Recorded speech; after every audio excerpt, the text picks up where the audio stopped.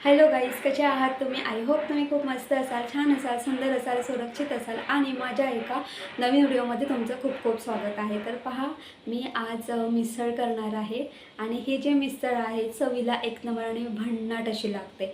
तर चला वेळ वाया न घालवता रेसिपीला सुरुवात करूया.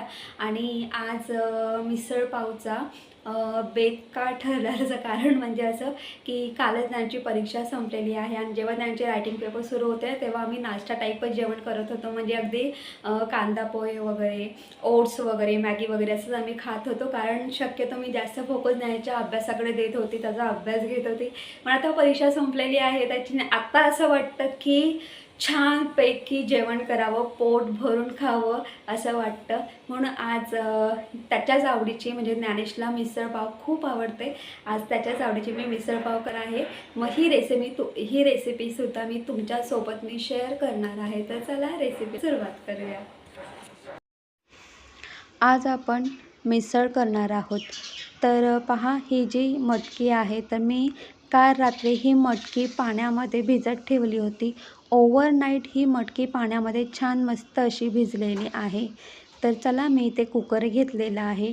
आता ही जी मटकी आहे ही मटकी आपल्याला कुकरमध्ये ट्रान्सफर करून घ्यायची आहे.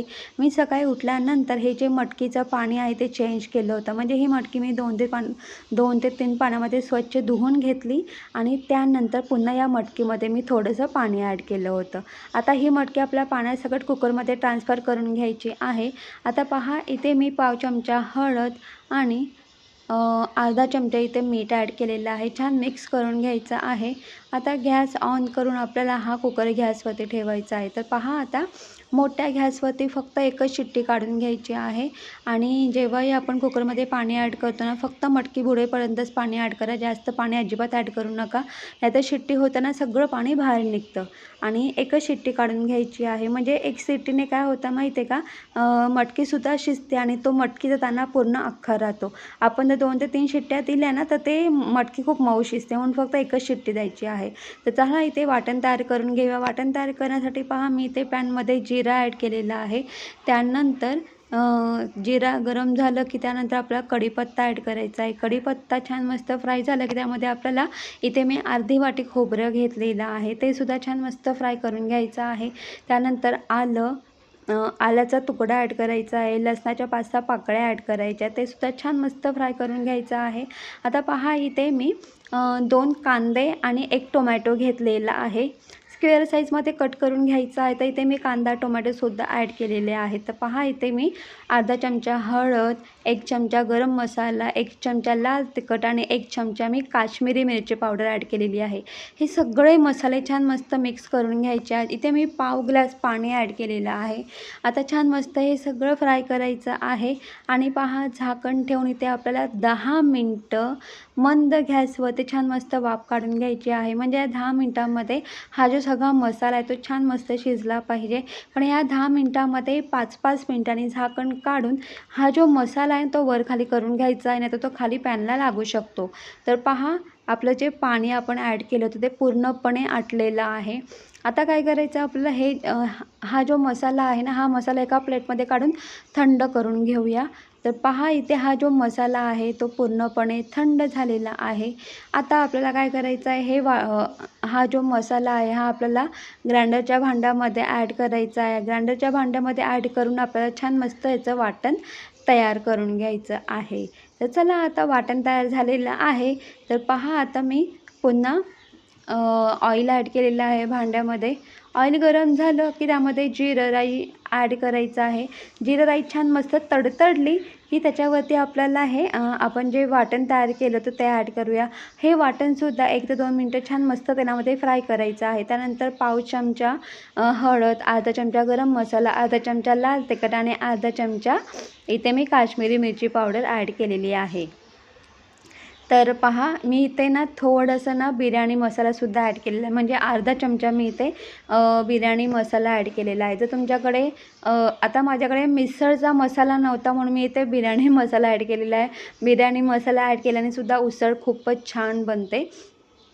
आणि दुसरी गोष्ट म्हणजे जर तुमच्याकडे मिसळ मसाला असेल तर तुम्ही अर्धा चमचा ॲड करू शकतात.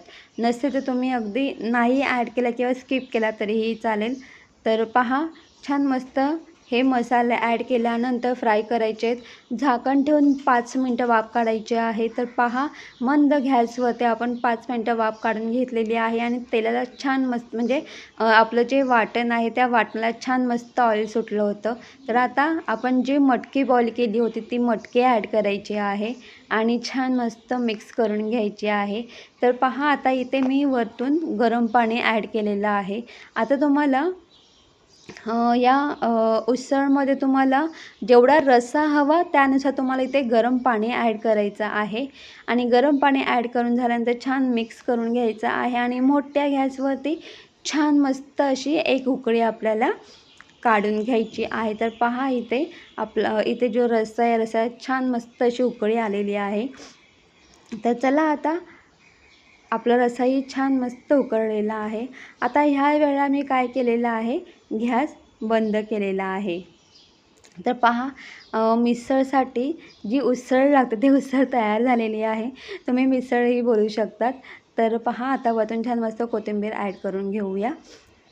तर एकच सांगते की ना मिसळ म्हणजे काय, तर जेव्हा आपण या उसळमध्ये कांदा त्यानंतर आपण वरतून फरसाण ॲड करतो आणि त्यानंतर आपण छान मस्त ही जी मिसळ आहे याच्यामध्ये कांदा आणि फरसाण ॲड केला की ती मिसळ तयार होते आणि ती मिसळ आपण पावाबरोबर खातो.